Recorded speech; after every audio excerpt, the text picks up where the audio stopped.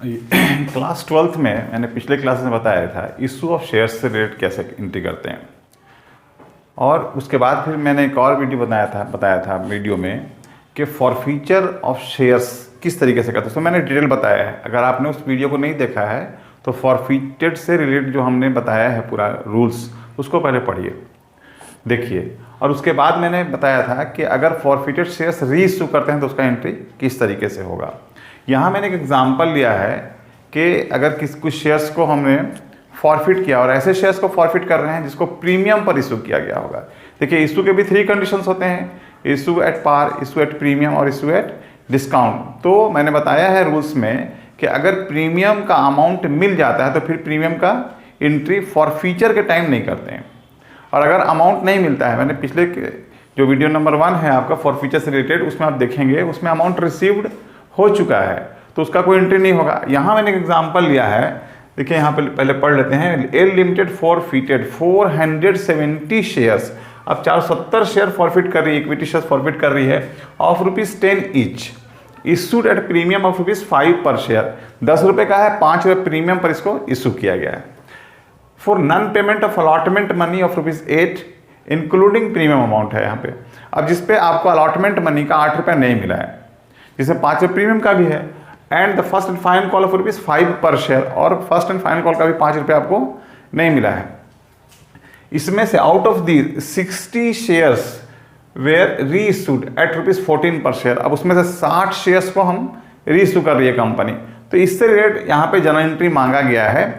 तो अब सबसे पहले देखेंगे कि अमाउंट जो हम रिसीव करते हैं वो उसी को फॉरफिट करते हैं। अब यहाँ पास बिल्कुल क्लियर नहीं दिया है कितना अमाउंट रिसीव हुआ है, तो हम लोग देखेंगे 10 रुपये का शेयर था और 5 रुपये प्रीमियम पर इशू कर रहे थे, तो टोटल 15 रुपीज़ हमको मिलना चाहिए था। मैंने यहाँ पे हिंट्स किया 10 + 5 15 हो जाएगा।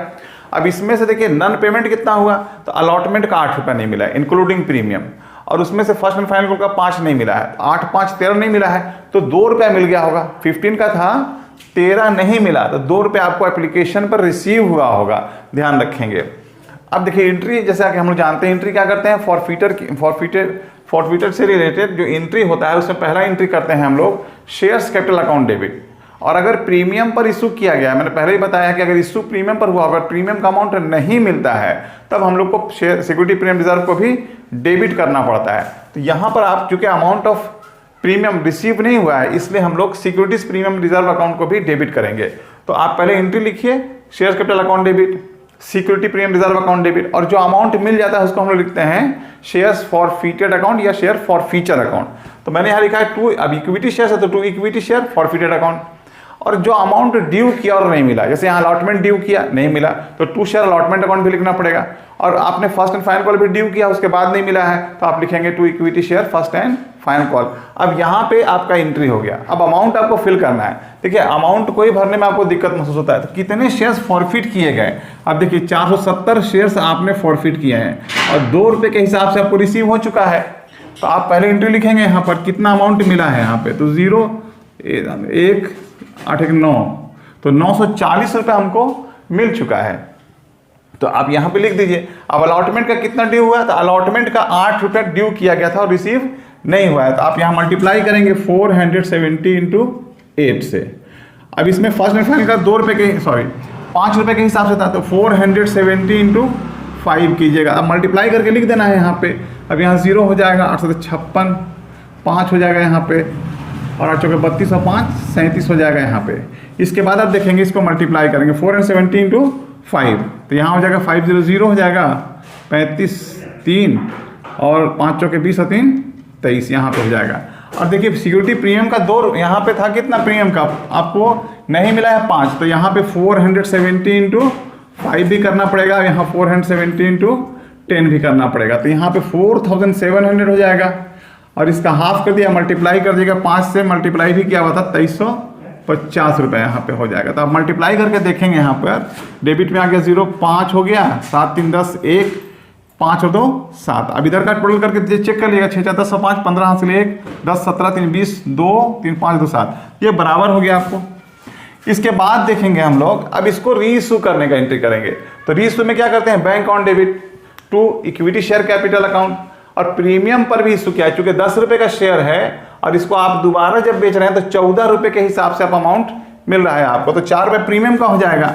अब यहाँ पे देखिए एज फुल्ली पेड अप है ये, तो 407, इसमें से देखिए अब कितने शेयर को टोटल को नहीं कर रहे हैं, इसमें से आउट ऑफ 470 सिर्फ 60 शेयर्स को ही रीइशू कर रहे हैं। तो 60 को मल्टीप्लाई कीजिए यहाँ 14 से, तो यहाँ हो जाएगा 84, 840 रुपये हो जाएगा। अब शेयर कैपिटल में कितना हो जाएगा, 60 × 10 करेंगे, यहाँ पे 10 रुपये का था तो 600 रुपये यहाँ हो जाएगा आपका 600। और यहाँ देखेंगे सिक्योरिटी प्रीमियम रिजर्व में दोबारा में आप जब बेच रहे हैं तो 14 रुपये में बेच रहे थे, तो 4 रुपये प्रीमियम का हुआ, तो आप 60 × करेंगे यहाँ पे 4, तो 6 चौके 24 हो जाएगा, यहाँ पे 240 रुपये हो जाएगा। तो इस तरह से देखेंगे 840 रुपये का हिसाब आपको मिल गया। अब देखिए थर्ड एंट्री करना पड़ेगा आपको।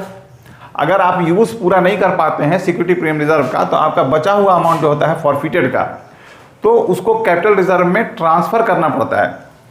अब कितना अमाउंट देखिए, हमने समझाया है कि 60 शेयर्स पे कितने रुपए के हिसाब से आपको फॉरफिटेड अमाउंट रिसीव हुआ था।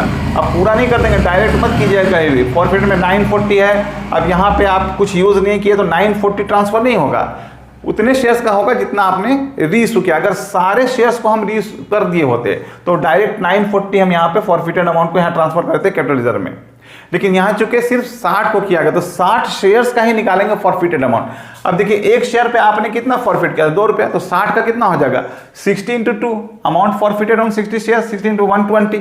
अब 120 रुपये आपने फॉरफिट किया था, क्या इसमें से कुछ रीयूज हुआ दोबारा रीइशू के टाइम में? बिल्कुल नहीं हुआ, क्योंकि आपने तो प्रीमियम पर किया है, कोई डिस्काउंट पर नहीं किया था। तो डिस्काउंट या डिस्काउंट पे करते तब आप कुछ यूज करते इसमें से, अब कुछ नहीं किया गया तो हमने लिखा है माइनस कीजिए यहाँ पे amount used on reissue nil.